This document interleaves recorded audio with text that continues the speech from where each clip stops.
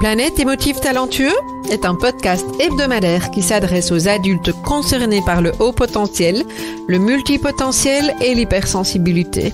À tous ceux qui vivent avec le sentiment de décalage et qui se posent mille et une questions. Vous découvrirez des clés pour vivre pleinement votre singularité de façon authentique par le biais d'entrevues avec des experts du haut potentiel et de l'hypersensibilité, des témoignages ainsi que des épisodes solo relatant de nombreux conseils dans le domaine. Planète émotif talentueux est animé par Nathalie Alsten, senior coach, thérapeute, auteure du livre Émotif talentueux, être soi autrement et fondatrice du congrès Douance, le seul congrès virtuel en francophonie destiné aux adultes surdoués et hautement sensibles. Bienvenue chez vous en direct de la planète Iti. Bonjour les émotifs talentueux, j'espère que vous allez bien. Je suis pour ma part très heureuse de vous retrouver pour un nouvel épisode de ce podcast et aujourd'hui nous allons parler de mental, d'effervescence, de petit vélo dans la tête ou de hamster dans sa roue, peu importe comment vous avez envie d'appeler ça, mais effectivement souvent dans notre communauté j'entends beaucoup de personnes et moi-même je sais de quoi je parle, comment canaliser ce mental qui parfois peut devenir relativement envahissant. Et souvent, vous savez, il y a des personnes qui me disent, moi j'aimerais avoir le bouton off, juste j'allume, j'éteins, sauf que, alors je vais pas vous donner le bouton off parce que je ne l'ai pas et que vous savez très certainement et aussi bien que moi que il s'agit pas de quelque chose de binaire, mais effectivement de trouver votre équilibre. Alors aujourd'hui, je vais voir avec vous différents aspects, comment faire pour s'apaiser, enfin, quels sont les moyens en fonction de où vous en êtes pour ne pas rester dans ce que moi j'appelle votre tour de contrôle. Je vais vous partager mon expérience par rapport à différents aspects que j'ai pu utiliser et tester moi-même avec efficacité et puis d'autres qui m'ont été transmis ou que j'ai observé chez les personnes avec qui j'ai travaillé. Parce qu'effectivement, être tout le temps dans le mental, dans cette effervescence, ça peut devenir effectivement très très épuisant, voire même angoissant pour certains. Alors, pour pouvoir aller un petit peu plus loin, et vous savez que j'aime poser le décor, comme j'ai l'habitude de dire, nous avons un mode de fonctionnement en tant que personne concernée par le haut potentiel qui fait que nous sommes souvent surstimulés. Et j'aime bien utiliser ce mot-là parce que je trouve qu'il y a quelque chose de positif dans la notion de stimulation. On est, je vais en reparler, stimulé intellectuellement. Mais ce qui devient à un moment donné, c'est le côté hyper, c'est le côté sûr, ça devient à un moment donné quelque chose qui peut prendre beaucoup trop de place et donc le but serait effectivement de pouvoir rééquilibrer ça. Alors, la petite introduction que je vous fais maintenant, je vais la baser sur les travaux d'un psychiatre, Monsieur Dabrowski, qui est décédé, qui a parlé de, en tout cas en anglais, c'est spécifié comme étant les over-excitabilities. Je le dis en anglais parce que je trouve qu'il n'est pas évident de le traduire clairement en français. Et donc, c'est pour ça que j'aime bien parler de hyper-excitabilité ou hyper-stimulabilité. Parce que, une fois de plus, le mot stimulable est pour moi plus positif que excitable. En tout cas, nous, dans notre cadre de référence, me semble-t-il en tout cas. Mais en tout cas, ça dit bien ce que ça dit. Et donc, en fait, ce que ce monsieur Dabrowski a mis en avant, c'est que il a constaté que effectivement nos émotions pouvaient prendre le dessus par rapport à l'intelligence. Alors, il y a toute une théorie derrière la théorie de la désintégration positive, derrière les travaux de Monsieur Dabrowski. Je vous en reparlerai lors d'un autre épisode très très certainement. Mais ce qu'il a fait, c'est qu'il a mis en avant 5 hyper-excitabilité, hyper-surstimulabilité, 5 hyper, donc effectivement. Et ce qu'on a pu quand même constater, c'est que une bonne partie, pardon, des personnes de notre communauté sont concernées par justement ces hyper-excitabilités, même si lui n'a pas fait des travaux spécifiquement en lien avec les personnes concernées par le haut potentiel, mais néanmoins c'est assez intéressant. Alors je vais toutes vous les nommer sans les détailler à ce stade-ci, hein. Une fois de plus, ça fera l'objet d'un autre épisode. Ça me donne de la marge pour pouvoir vous proposer des nouveaux sujets, bien entendu. Je vais vous parler d'une en particulier, mais je vais vous les nommer pour que vous puissiez les replacer dans le contexte. Alors, il y a la psychomotrice, hein, quoi, beaucoup d'énergie. Il y a l'hyperexcitabilité sensorielle. Il y a l'hyperexcitabilité imaginative. Il y a émotive, hein, ça on en parle quand même assez souvent, enfin en tout cas moi j'en parle souvent, et puis intellectuelle. Alors moi je vais parler plus spécifiquement de l'intellectuel aujourd'hui, parce que je pense que c'est ça qui va effectivement concerner le plus ce côté mental envahissant. Alors, l'hyperstimulabilité intellectuelle, qu'est-ce qu'elle nous apporte ou qu'est-ce qu'elle nous fait faire? Une fois de plus dans le sens positif, hein, elle concerne les personnes qui aiment analyser, synthétiser, hein, qui ont une vraie passion pour ça d'ailleurs. Hein, quand on est hyper stimulable en termes intellectuels, on aime chercher, analyser les tenants, les aboutissants, faire des synthèses, on aime faire des connexions entre différents sujets qui n'auraient pas forcément été abordés ensemble, on aime approfondir, on aime apprendre et en général par soi-même, on aime questionner aussi des théories, une fois de plus refaire le lien, et comme ça toute une série de choses qui reviennent en boucle et qui nous accompagnent pendant toute notre vie quand on est concerné par cette hyperstimulabilité. Alors, il y a un point qui est intéressant aussi là-dedans, c'est que on peut dire que la vitesse de parole suit la pensée. Donc, je le nomme, hein, c'est peut-être pas un lien tout à fait direct, mais vous voyez, ben, comme en bonne hyperstimulable intellectuellement, j'aime faire des liens. Et je précise ça parce que souvent on dit que on peut constater que les personnes concernées par le haut potentiel ont un débit de parole assez rapide, mais il est très proche effectivement de ce qui se passe dans la tête. Donc voilà, hein, je pense que c'est assez intéressant de repositionner ça. D'ailleurs, en ce qui me concerne, je sais que des personnes concernées par le haut potentiel me disent très très rarement que je parle vite, alors que dans d'autres contextes, il m'a été plus souvent demandé de ralentir le rythme. Donc voilà, c'est assez amusant. Et donc, cette manière de voir les choses en termes d'hyperstimulabilité intellectuelle, moi je trouve que c'est le côté positif de mettre en avant cet aspect avec tout le potentiel qu'il peut y avoir derrière ça. Ok? Alors, il y a néanmoins un préalable ou en tout cas un point important en lien avec cet aspect-là des choses, c'est que au plus vous avez, je parle assez souvent de sécurité intérieure, plus vous avez cette sécurité intérieure, hein, vous êtes euh, vraiment dans cette notion de vous avez la foi, vous savez que les choses vont bien se dérouler, vous faites confiance, etc.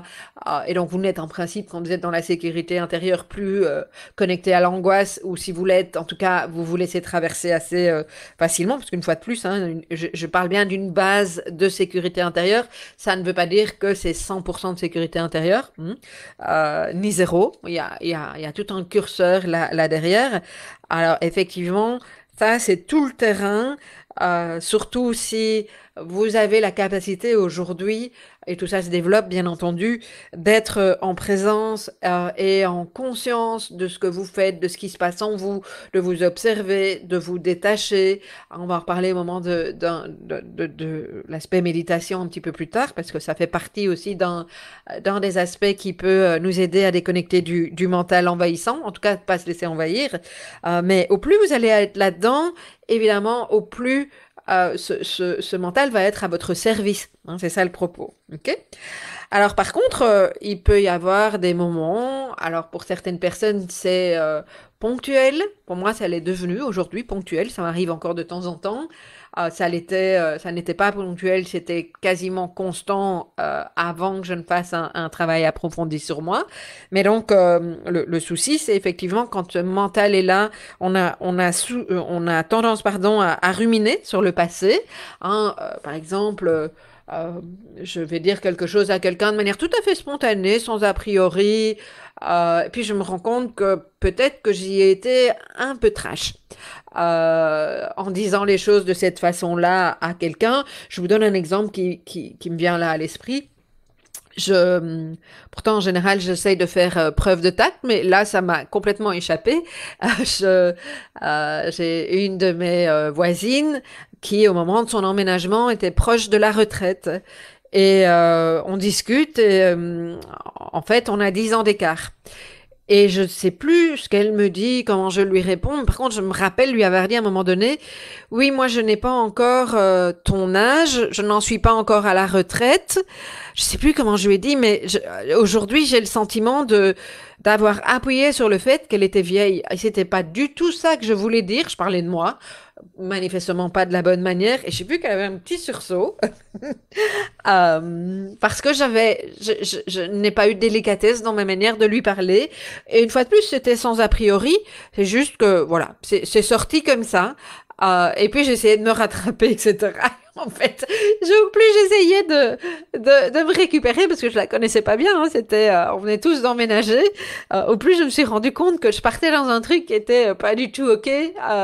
Au lieu de dire tout simplement, écoute, sorry, j'ai pris une mauvaise direction. J'ai pas été capable de le faire à ce moment-là. Et donc, pendant quand même quelques jours, hein, bon, c'était il y a plus d'1 an, je me rappelle encore. Donc, pendant quelques jours, il y a une part de moi qui s'est sentie assez coupable de la manière de l'aborder sur le sujet et qui s'est traité de tous les noms en disant, mais enfin, Nat, pourtant, tu as quand même la possibilité d'être dans la bienveillance, la délicatesse, tu sais ce que c'est quelque chose que tu prônes. Et donc, il y avait ce côté qui revenait, donc ces ruminations et le mental était là, était là, était là, et revenait, ok? Après, je me suis apaisée parce que j'ai fait différentes choses. Je vais vous reparler de mes petites astuces plus tard, mais c'est ça qui m'a aidé à un moment donné à me détacher. Et puis, c'est très amusant parce que justement, il n'y a pas très longtemps, je suis devenue beaucoup plus proche de cette personne et je lui ai dit, écoute, je suis vraiment désolée, j'ai rigolé et elle ne s'en rappelait même plus. Donc, je me suis fait un cinéma, moi, toute seule. Ça aussi, c'est quelque chose qu'on peut faire, hein, un grand cinéma. Donc, souvent, quand on est effectivement dans cette rumination par rapport à quelque chose de passé, pas forcément qui vient de se passer, hein, ça peut être plus ancien également.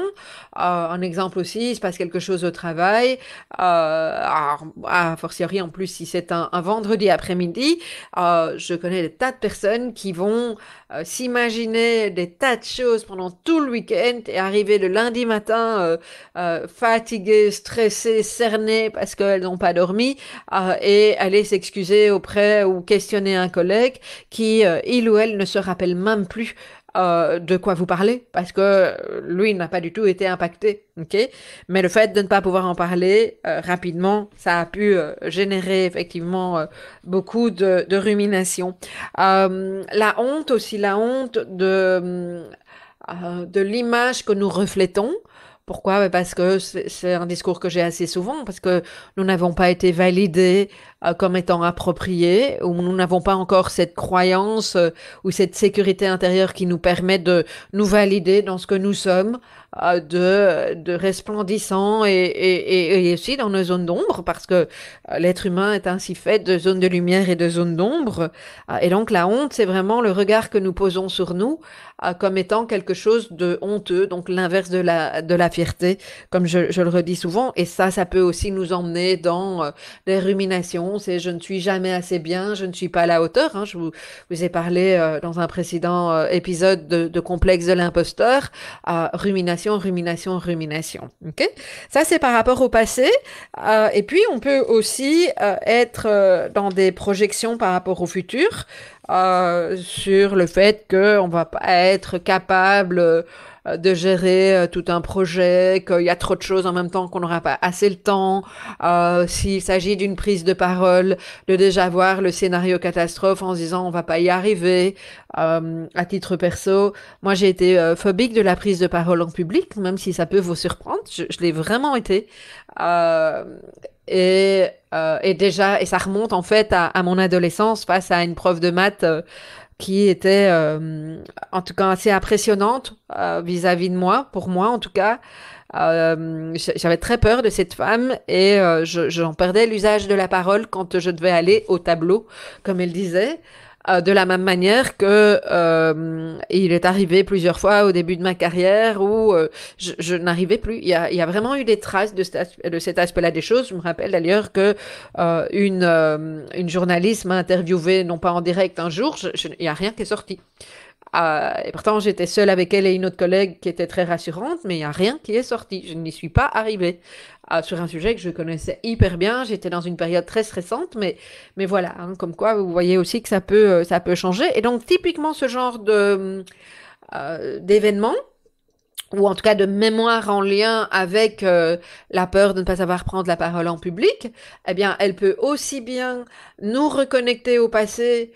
Moi, aujourd'hui, je l'ai travaillé, donc ça ne m'impacte plus émotionnellement, mais je peux être aussi bien dans la rumination en me disant, mais pourquoi je connaissais mon sujet, j'aurais dû faire autrement, et donc m'en vouloir de ne pas avoir fait les choses correctement, hein, de me sentir coupable que cette dame se soit déplacée, qu'elle soit repartie sans quelque chose de concret, et puis surtout de me sentir honteuse de ne pas avoir été à la hauteur de la mission que je pensais devoir remplir, de mon rôle à l'époque de présidente d'association. Ça a beaucoup ruminé et ça a fait très souvent un autre effet sur les prises de parole futures où je me faisais un scénario catastrophe, le pire de ce qu'il pouvait faire, et en bon HP, en faisant 56 000 liens vers d'autres choses, et donc le scénario catastrophe de la catastrophe de la catastrophe, ok? Donc, ça, ça peut effectivement embarquer notre mental, et puis mais générer, alors c'est l'un qui va avec l'autre, hein, l'angoisse. On essaye de la calmer en trouvant des solutions avec notre mental, sauf que les solutions, on n'a pas toujours la maîtrise, qu'on ne sait pas forcément comment les choses vont se passer, et que du coup, l'angoisse augmente et ça devient vraiment un cercle vicieux. Ok? D'ailleurs, je fais une petite parenthèse au niveau de l'angoisse et de ses pensées. Ce que j'ai observé chez pas mal de personnes, et je l'ai observé chez moi aussi pendant tout un temps, c'est qu'à un moment donné, il est plus facile de prendre une décision qui n'est pas forcément la meilleure pour nous, mais en tout cas de trancher, de prendre une décision parce que ça évite de devoir se projeter dans l'avenir et enfin voilà, c'est décidé, c'est comme ça, ok? Alors ça ne veut pas dire que ça ne va pas régénérer de l'angoisse et de nouveau du mental sur autre chose, mais c'est une observation que j'ai faite par rapport à certaines personnes qui ont besoin effectivement de se calmer, ok? Donc ça c'est l'introduction. Alors évidemment, le mental, je rappelle hein, qu'il cogite toujours et que ça fait partie de notre mode de fonctionnement. La question ici, ça n'est pas d'arrêter notre mental, ça n'est pas de le faire changer. La question, c'est comment je peux prendre de la distance par rapport à l'inconfort que ça peut générer. Parce que ça me semble vraiment quelque chose d'important. Alors, je vais vous donner en vrac d'abord des grandes lignes des conseils que je donne en général, et puis je vais détailler tout ça. Pour moi, ce qui est le plus important, c'est de revenir au corps. Ok, ça s'apprend. J'en imagine déjà une série d'entre vous qui sont en train de oh, le corps, au secours! Parce que je vous rappelle que notre tête et notre corps font partie de la même entité. C'est un corps complet. La tête, elle ne fait pas partie du reste. Elle n'est pas coupée. Hein, même si beaucoup de personnes restent là-haut, c'est pas pour rien que j'appelle ça la tour de contrôle dans la tête et oublient de redescendre dans le corps ou n'ont tout simplement pas appris ou ont eu besoin à un moment donné de se couper. Ça se réapprend sans pour ça nécessairement devoir passer parce que j'anticipe déjà ce que certains sont en train de penser. Ah non, tu vas pas me parler de méditation. Moi, j'ai eu beaucoup de mal avec la méditation au début. Je vais vous en reparler parce que pour moi, il y a un chemin vers la méditation, différents types de méditation, et ça peut faire du bien quand même. Et pour certaines personnes, ce ne sera peut-être pas l'option que vous allez choisir. Une fois de plus, je vous donne toute une série d'éléments et vous faites votre marché. Voilà. Alors, le fait de revenir dans le corps, pourquoi je parle de ça?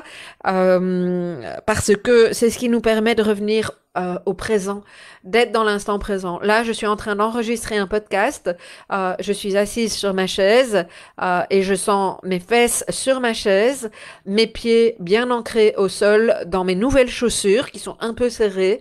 Donc, je sens vraiment, je suis connectée au corps quand j'aborde ça. Ok?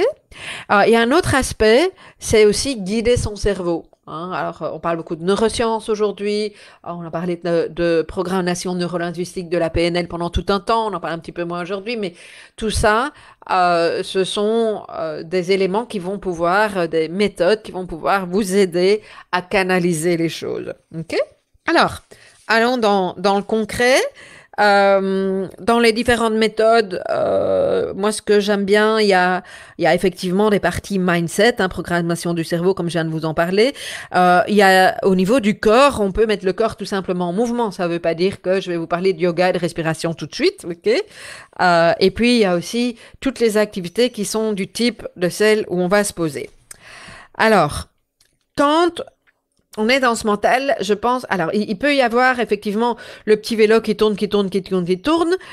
Mais plus particulièrement quand effectivement il y a quelque chose qui tourne en boucle et qui est encombrant, y compris dans la vibration, dans le côté négatif, alors à ce moment-là, je pense que c'est assez important de mettre son focus sur le côté, on va dire, positif. Et ça, je trouve que c'est vraiment essentiel parce que si nous sommes tout le temps en train de nous dire, je ne sais pas si vous avez déjà fait ce test-là, moi ça fait déjà pas mal d'années que j'ai conscience de ça, même étant gamine, je pense, que si je porte mon attention sur quelque chose en particulier, je finis par attirer cette chose-là.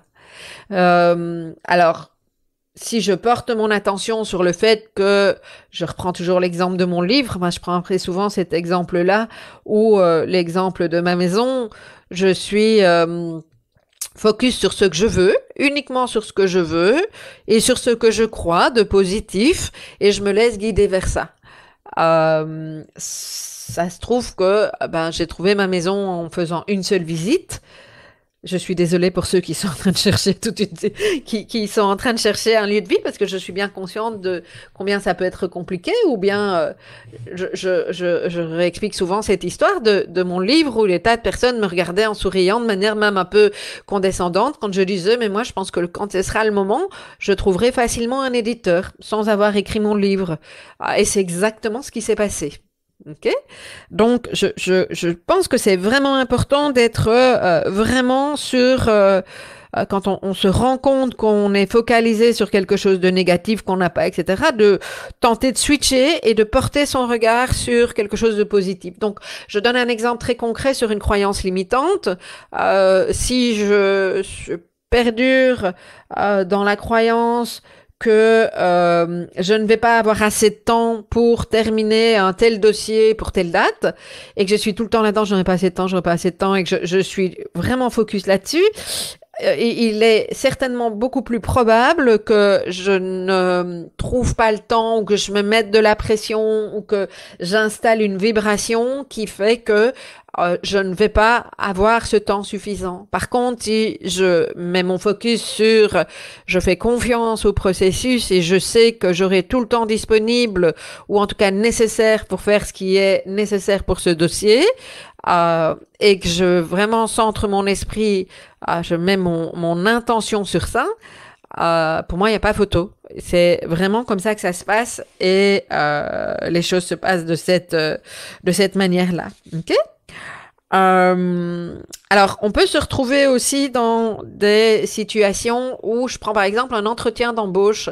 On peut imaginer une scène d'un entretien d'embauche comme étant quelque chose, surtout, hein, ça fait référence à ce que j'ai expliqué un petit peu avant, surtout si vous avez vécu des choses compliquées au niveau de l'entretien d'embauche, eh bien, il se peut que vous soyez en train de dramatiser la scène ou de la voir de manière, si pas catastrophique, en tout cas pas absolument idéale. Et justement, moi, ce que je vous propose, je fais ça assez souvent, on fait des ancrages avec en accompagnement, hein, préparer des personnes à des concours, à des entretiens d'embauche, à des rencontres, au fait de devoir exprimer quelque chose de difficile à un proche, en proposant à la personne de se visualiser dans la situation idéale et en demandant à la part de soi qui va venir vous dire oh, non mais attends ça c'est pas possible, ma mère ou mon père va jamais te répondre comme ça, ou oui mais attends arrête de rêver, hein, c'est comme avec le livre arrête de rêver, ou un employeur potentiel qui me félicite directement, avec qui c'est fluide, j'ai jamais connu ça, c'est juste pas possible.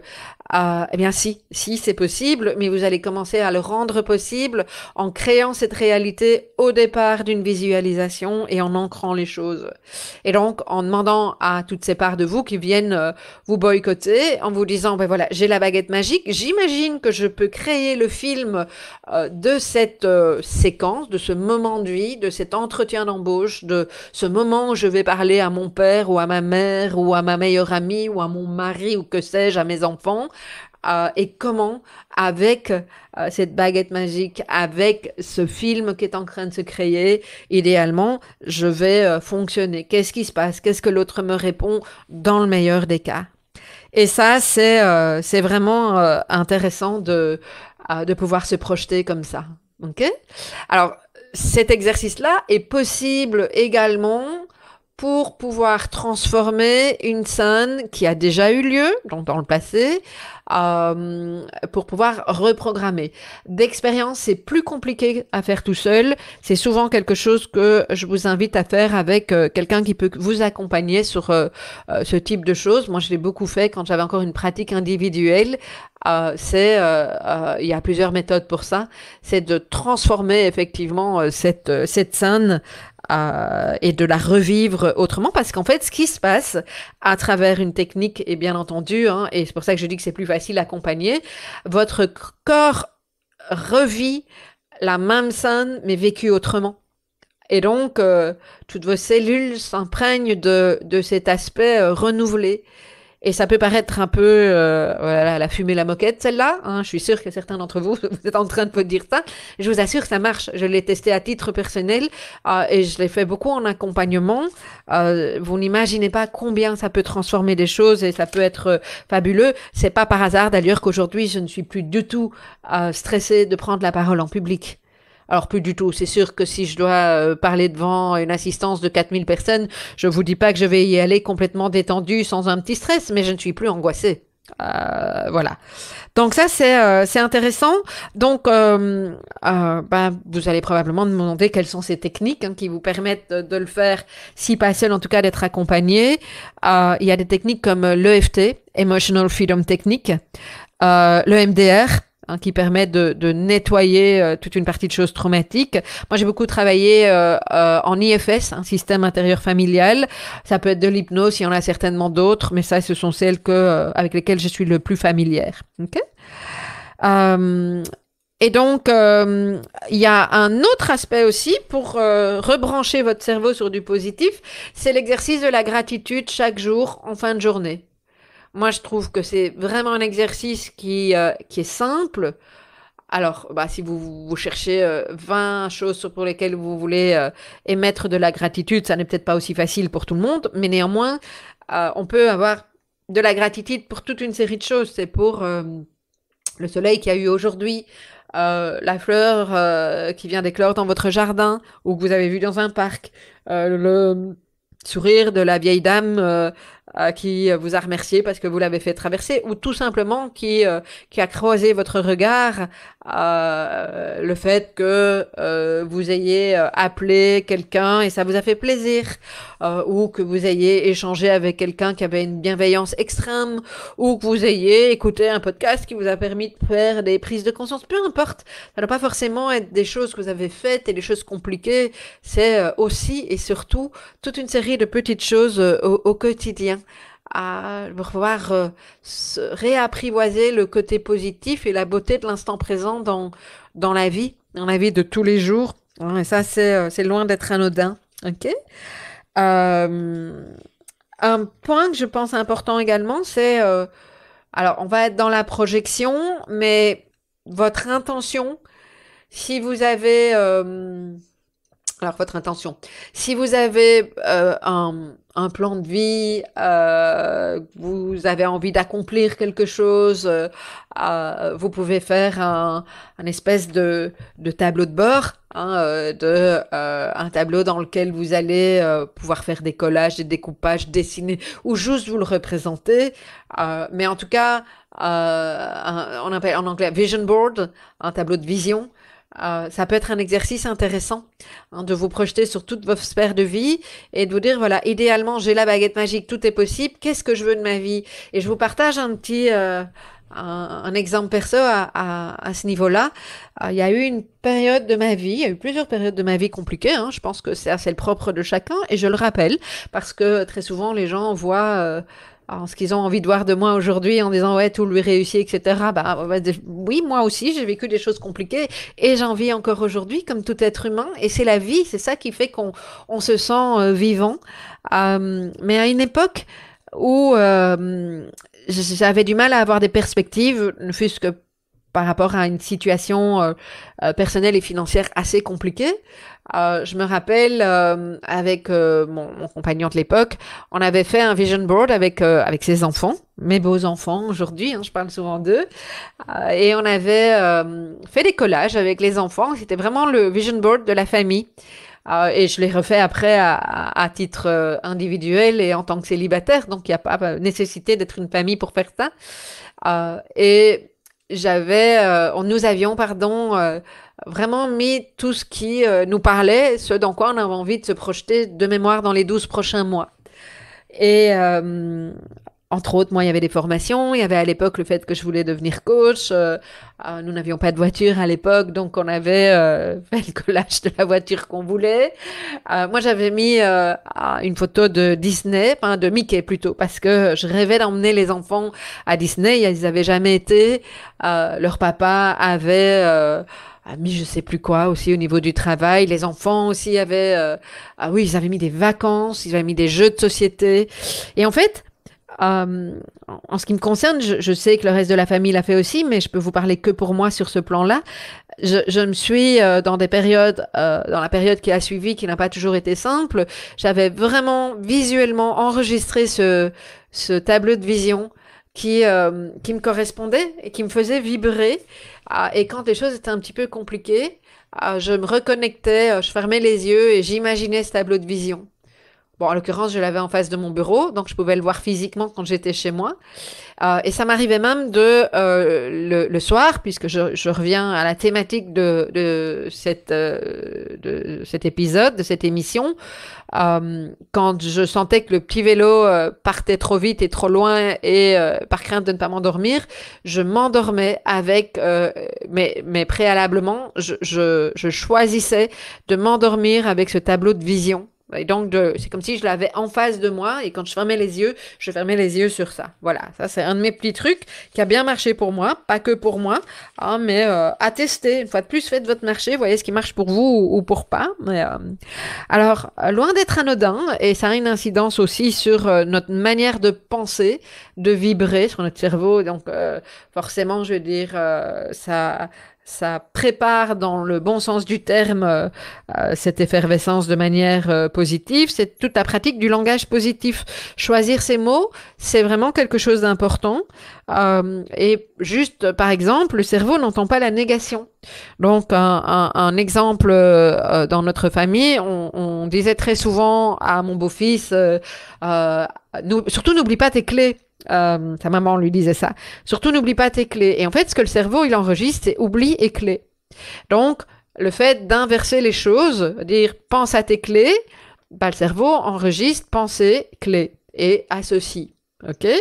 Donc, ça veut dire aussi que les mots que vous utilisez et l'énergie des mots que vous utilisez peut avoir un impact effectivement sur notre manière de vibrer et donc sur ce cerveau en effervescence. Et ça, c'est vraiment important. OK? Que vous dire d'autre? Il y a tellement de choses à vous dire, hein, les pop-up qui arrivent. Donc, ces éléments-là, ils permettent déjà d'une certaine manière, de guider le cerveau. hein, d'éviter que le mental ne s'emballe. Mais néanmoins, il peut quand même arriver à certains moments que ce mental s'emballe, bien entendu. Et ce qui va être important, c'est de voir comment on peut... Alors, je suis pas sûre que ce soit les mots les plus appropriés, mais quelque part, détourner notre attention ou arrêter de donner de l'importance à ce mental qui devient surefficient, qui s'emballe. Parce qu'au plus vous vous dites, c'est un petit peu comme quand on n'arrive pas à dormir. Et quand je dis, surtout, il faut pas que je ne dorme pas parce que sinon je vais pas être en forme le lendemain matin. Et vous êtes, et ça rejoint ce que je viens de vous dire au niveau des mots, vous focalisez tellement là-dessus que ben, finalement vous dormez vraiment pas, hein, et vous passez une mauvaise nuit. Ok, donc l'idée c'est comment. Moi je sais que quand je ne dors pas, je suis hyper vigilante à détourner mon attention sur autre chose. Ok, et pas que quand je ne dors pas, mais alors vous pouvez faire ça avec des activités, vous mettre en mouvement. Ou avec des hobbies, et puis on ira un petit pas plus loin. Alors les activités, c'est vous qui voyez. Moi, une activité qui me vient, c'est cuisiner. Hein, aujourd'hui, je commence à apprécier à cuisiner, à chercher des recettes, etc. Et quand je me sens dans le mood pour ça, bah, je sais que je vais me vider la tête de cette manière-là. Ça n'a pas toujours été le cas. Avant, ça m'énervait. Je ne voyais pas l'intérêt. Voilà, j'ai découvert l'art de prendre plaisir dans le fait de cuisiner. C'est nouveau. Mais avant, ça ne m'aurait pas apaisé. Donc, mon propos ici, c'est voyez ce qui vous parle, ce qui vous fait vibrer et ne restez pas sur vos acquis. Vous pouvez toujours retester différentes choses, mais ça, c'est une autre histoire. Vous pouvez aller courir, vous pouvez faire du sport, vous pouvez nager, vous pouvez ranger aussi. Ranger, c'est quelque chose que j'entends assez souvent. C'est comme si on mettait de l'ordre dans sa tête. Et pour certaines personnes, ça peut être quelque chose de très, très apaisant. Donc voilà, pour certains ça va être du jardinage, pour d'autres ça va être passer du temps avec des personnes, parce que ça veut dire que quand vous êtes dans l'échange avec d'autres personnes, ben le cerveau s'apaise, et pas forcément parce que vous allez parler de vos préoccupations, hein, mais le mental est aiguillé vers autre chose, l'attention est portée sur l'échange en question, et parfois c'est pas possible, parce qu'on est tellement préoccupé que effectivement même dans la relation, c'est pas possible de s'enlever ça de la tête et donc on finit par en parler. Ok. Du coup, voyez avec qui vous pouvez en parler ou pas. Ok. Alors ça, ce sont des petits trucs qui peuvent aider, mais moi, ce que je privilégie toujours, c'est ce sur quoi vous pouvez agir vous-même. Sans dépendre de l'extérieur. Hein. Ça me semble quand même un point essentiel. Ok. Alors, vous pouvez aussi lire. Ça peut apaiser certaines personnes. Cela dit, d'expérience, ça dépend ce que vous allez lire. Hein, si vous êtes emporté par un bon roman, un roman facile ou quelque chose qui vous passionne, ça va probablement vous permettre de déconnecter. Moi, c'est un de mes trucs. Quand tout devient trop lourd, je m'arrange. J'ai toujours en stock une série de romans où je sais que si je rentre dans ce roman-là, c'est plus des romans chez moi que des livres de développement personnel ou des choses comme ça. Je vais tellement accaparer et plonger dans le truc que je vais pouvoir m'évader. C'est ça, en fait. Ok. Alors qu'un livre de développement personnel, je vais pas arriver à me concentrer si j'ai le mental en agitation. Ok. Donc soyez au clair avec ça. Vous pouvez danser aussi, ça c'est aussi un de mes trucs. Je vais mettre de la musique, mais quelque chose qui vibre positivement, et on va partir dans la danse, dans quelque chose d'énergique ou quelque chose pour m'apaiser également. Une fois de plus, c'est à tester. Hein, ce qui marche chez moi va pas forcément marcher chez vous. On est chacun unique et c'est ça qui est important. Regardez des séries. Alors, entendons-nous bien. Ce sont des trucs et des astuces qui peuvent fonctionner un temps. Le risque, c'est qu'on devienne dépendant de ce genre de choses, hein, les séries par exemple, et plus savoir décrocher. Donc, je mets un petit point de vigilance à ce niveau-là. Ok. Partir au cinéma, par exemple. Les jeux vidéo, c'est un petit peu comme les séries. Attention, on peut devenir addictif. C'est pas toujours l'idéal. Mais à partir du moment où c'est maîtrisé, pourquoi pas, ok. Alors pourquoi je dis que ça peut devenir addictif, en particulier les jeux vidéo peuvent surstimuler. Donc voyez les activités que vous faites, hein, jusqu'où elles vous surstimulent et à quel moment elles vous surstimulent. Donc Voyez si vous avez plutôt besoin d'un espace où vous allez plutôt ralentir ou vraiment vous avez besoin de continuer à être dans l'activité, bouger, etc. pour switcher. D'accord? Parce que sinon, le risque, effectivement, c'est que ce que j'ai remarqué, hein, c'est dans les jeux vidéo et ce genre de pratiques, pour certaines personnes, en fait, c'est justement l'angoisse qui monte au moment où les choses se calment. Et donc, les choses se calment, l'environnement devient plus calme le soir, la nuit. Et si on n'a pas la capacité de s'endormir parce que le mental est agité, alors on part dans les jeux vidéo. Et ça, c'est bien compliqué de casser le cycle parce qu'on part vraiment dans un cercle vicieux. Ok? Encore un petit truc qui, je peux le mettre dans cette catégorie-là. À titre perso, quand j'ai partagé ça avec pas mal de personnes qui certaines ont adoré, et d'autres moins, comme d'habitude, hein. Le mind map, quand vous avez, par exemple, un, quand votre mental est très occupé parce que vous n'arrivez pas à rassembler les infos, qu'il y en a plein, etc., vous avez besoin de voir plus clair, alors vous faites un mind map, ou en français on dit un schéma heuristique. Donc vous mettez, par exemple, je prends, moi la première fois que j'ai fait un mind map, c'était pour un déménagement, au milieu déménagement, puis vous faites une série de branches, les branches que vous voulez, vous mettez les branches comme ça vous vient au niveau de la répartition. Donc, je sais pas moi, aspect administratif, carton, euh, euh, fournisseur ou corps de métier à trouver, et encore un quatrième aspect, que sais-je, organisation familiale par exemple, et puis bah, vous prenez une branche, la branche administratif, changement d'adresse à la commune, changement de compteur, fermeture compteur, eau, électricité, machin, ouverture compteur de l'autre côté, eau, électricité, gaz, etc. Et tous ces aspects-là des choses. Et en fait, l'avantage du mind map, c'est que vous avez sur une même feuille tous les éléments de ce sur quoi vous êtes en train de travailler, et tout est relié comme dans notre cerveau. Et je pense que c'est pas par hasard que une bonne série de personnes concernées par le haut potentiel sont assez fans de mind map, et j'en fais partie. Ok? Voilà, très court. Si vous cherchez sur internet, vous allez trouver comment faire un mind map. Et puis il y a toutes les activités, donc nouvelle rubrique, nouvel aspect, toutes les activités dites de centrage qui vous permettent entre autres de diminuer l'intensité émotionnelle. Et là, c'est là où on va commencer à se connecter au corps. Okay? Parce que ce que je vous ai expliqué avant, ça ne veut pas dire que vous n'étiez pas connecté au corps. Hein. Si vous faites du jardinage en conscience ou de la cuisine en conscience, vous êtes déjà connecté au corps, mais c'est pas forcément le cas si vous faites une bonne partie de tennis, que vous allez faire un jogging. C'est pas systématique en tout cas. Okay? Alors moi j'aime beaucoup le journal créatif, je vous en parle très souvent. Journal créatif, vous utilisez trois médias, c'est l'écriture, c'est le collage et le dessin, même si on ne sait pas dessiner.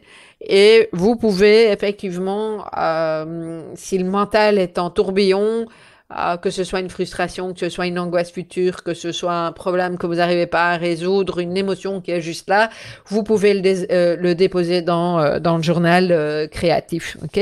Journal créatif, un de ces jours, je vais vous faire une petite vidéo, un tuto pour que vous puissiez l'utiliser, parce que je vous en parle tellement souvent. Alors un peu lié, parce que moi je fais des mandalas je découpe des mandalas et je les colle dans mon journal. Mais il n'y a pas besoin de les coller dans votre journal si vous n'en avez pas. Colorier des mandalas, c'est aussi quelque chose qui nous permet d'être hyper focus, centré sur quelque chose. Et c'est déjà une façon d'entrer dans une forme de méditation. Pour les gens qui hurlent sur cet aspect-là des choses, c'est déjà ça, faire les choses en conscience. Ou vous allez peut-être rire, mais je n'en fais plus. Ça fait un moment que je n'en ai plus fait, mais adolescente, je faisais du point de croix. J'ai appris ça dans ma famille d'accueil aux États-Unis. Ma mère d'accueil m'avait expliqué quand j'avais 18 ans. Et donc, pendant des années, j'ai acheté... vous achetez un kit avec un dessin où on vous montre toutes les croix par couleur, et ben, vous reproduisez, mais c'est tout petit, hein, donc il faut vraiment se concentrer pour tirer le fil au bon endroit, c'est pas compliqué, vous faites des croix, une série de croix dans le bon ordre, au bon endroit, mais ça demande beaucoup d'attention, et moi, c'est quelque chose que j'ai trouvé mais fabuleux pour m'évader également, ok? Euh, donc voilà un exemple. Une passion, il y a tellement de choses qui peuvent. Moi, je vous ai partagé les miennes, mais il y a tellement de choses. Ah, la peinture, ça peut être une activité artistique pour certains. Alors la peinture, ça peut être aussi peindre des murs. Je l'ai dit, on n'a pas toujours des murs à peindre. Faire des photos, hein, pour certaines personnes aussi. Dessiner, écrire.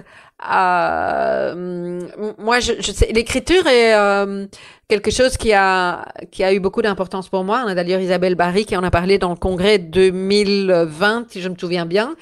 L'écriture comme étant vraiment quelque chose qui permet de désamorcer ce mental et qui nous permet de mettre sur papier toute une série de choses sans pour autant chercher à écrire les choses de manière absolument incroyable, belle, etc. C'est pas forcément quelque chose qui va être lu, hein, mais c'est intéressant. Et là, je vous ramène également au journal créatif, puisque on utilise l'écriture dans le journal créatif. Ok. Il y a, comme je vous en ai parlé un petit peu plus tôt, ces fameuses techniques qui permettent de diminuer l'intensité émotionnelle, comme le l'EFT, avec des tapotements. Il y a différents points sur lesquels vous tapotez, hein, sur les mains, sur le visage, sur le buste.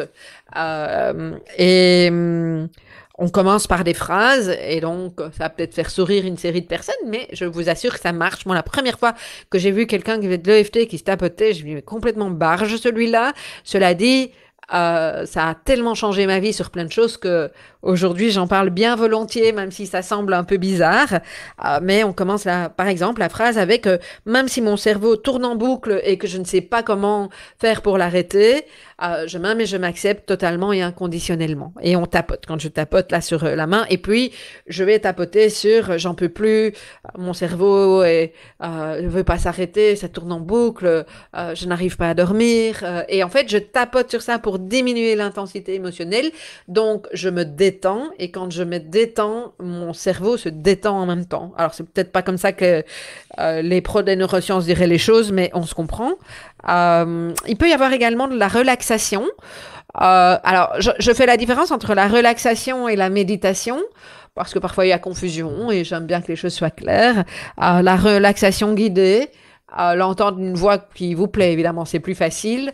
Avec peut-être un petit ruisseau, une jolie musique, etc. Il y a des tas d'applications qui permettent qui font ce genre de choses avant d'aller dormir. Hein, ça peut être bien.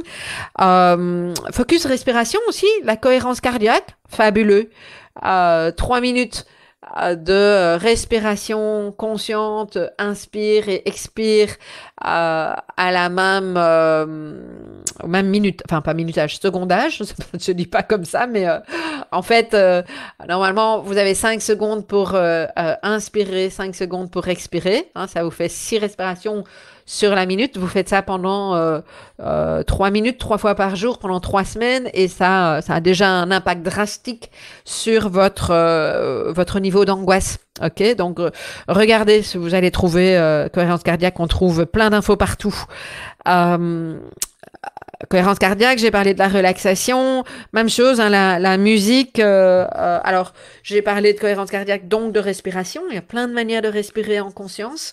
Hein, ça aussi, ça peut être important. Et puis, ben évidemment, nous avons la méditation. Alors la méditation, je reprécise toujours qu'il y a des tas de personnes qui me disent mais moi je sais pas méditer parce que je continue à penser. C'est normal. Moi je vous dis ça, mais j'ai longtemps pensé que la méditation c'était ne plus penser à rien. Et il a fallu un certain temps pour que je prenne conscience que ça n'était pas possible d'arrêter de penser. Par contre, il y a la possibilité de se détacher de ces pensées, un petit peu comme des nuages que l'on laisse passer au-dessus de soi. On sait, ils arrivent, parfois ils sont un petit peu plus proches, mais on n'est pas obligé de rester accroché à ces nuages, on peut les laisser passer. Et en fait, la méditation, c'est ça, c'est revenir au souffle, c'est revenir au corps, c'est revenir à soi, de telle sorte à ce que on puisse prendre de la distance, détacher, laisser passer, je sais pas comment vous voulez le dire, toutes ces pensées, entre autres. C'est se reconnecter au corps, c'est sentir que parfois c'est inconfortable. Alors oui, on est bien d'accord que les premières fois qu'on médite, c'est loin d'être confortable. J'ai pas souvenir que quelqu'un me dise, je sais, j'avais jamais médité, je m'y suis mise et j'ai trouvé ça mais fabuleux. Jamais. Et moi non plus. Après, ce que je trouve important, c'est ne vous imposez pas quelque chose de drastique si vous voulez tester la méditation. Si vous méditez déjà, vous savez. Commencer par 5 minutes. Je trouve que c'est plus important de faire 5 ou 10 minutes tous les jours à votre rythme que de se dire j'ai pas les 30 minutes donc je le fais pas, ou de vous dire au bout d'un quart d'heure je n'y suis pas arrivé, je suis vraiment nulle. C'est en pratiquant que ça va venir. Et à titre personnel, je l'ai souvent exprimé aussi, moi j'ai appris vraiment la méditation en groupe. Euh, Seule, je n'y suis pas arrivée. Mais comme j'ai pratiqué beaucoup en groupe, quand je médite seule, c'est plus facile parce que j'ai cette expérience-là. Même si pour moi la méditation en groupe reste ultra facile, la méditation à titre individuel, c'est pas forcément évident pour moi. Il reste toujours une part de moi qui se dit, ok, vas-y, parce que tu sais que ça te fait du bien. Ok, mais voilà, c'est là où j'en suis aujourd'hui. Et puis, il y a d'autres personnes qui, au contraire, sont tout à fait conscientes que la méditation leur fait un bien extraordinaire et qui méditent même parfois plusieurs fois par jour. Une fois de plus, c'est à vous de voir. Et ce qui est vrai aujourd'hui ne sera plus forcément vrai demain. Laissez-vous le temps de tester, d'expérimenter, de recommencer. C'est comme quand on apprend à conduire. On n'apprend pas du jour au lendemain. Et une fois de plus, on ne recherche pas la perfection. On recherche vraiment à voir, mais tiens, petit à petit, quelles sont moi, mes stratégies, mes astuces, qu'est-ce qui me fait du bien, qu'est-ce qui me permet d'atténuer, d'apaiser mon mental. À quel moment de la journée ceci va mieux me convenir que d'autres. Dans telles circonstances, je sais que je vais plus facilement être étendue, donc c'est plutôt ceci qui va fonctionner. Tout ça, c'est de l'observation, mais vous ne pouvez pas observer si vous ne testez pas. Et vous ne pouvez pas dire que vous avez testé si vous avez juste essayé une fois. Et c'est pas parce que c'est pénible une fois, pardon, que ça va toujours être pénible. Donc voilà ce que j'avais envie de vous dire. Donc petit résumé, l'important c'est de s'entraîner, de voir ce qui marche le mieux pour nous, d'utiliser si c'est nécessaire et quand c'est nécessaire. Et puis surtout, je rappelle que si à un moment donné, il y a ce mental qui vous envahit à ce point que ça devient quelque chose d'angoissant et de souffrant, alors c'est important d'aller consulter un spécialiste. Et on ne le dira jamais assez. Hein, c'est pas systématique, mais pour un laps de temps court parfois, un peu plus long, il n'y a pas de honte à avoir par rapport à ça. Moi, j'ai été accompagnée pendant 25 ans et c'est pas par hasard si aujourd'hui je me sens bien, j'arrive à me détacher et que j'arrive à vous parler comme je vous parle et que je peux se transmettre ce que je transmettre. Et donc, j'ai à cœur aussi à vous dire que pour ça, j'ai fait un chemin, que vous pouvez vous le faire également, ce chemin.